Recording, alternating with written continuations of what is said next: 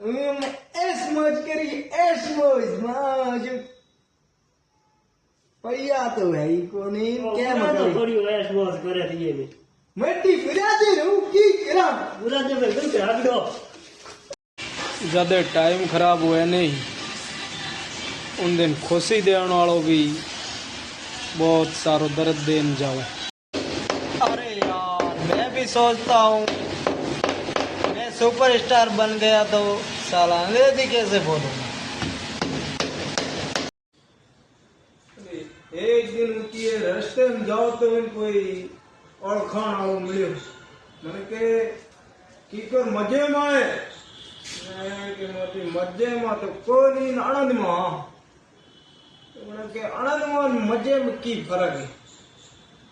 है के भाईड़ा मजे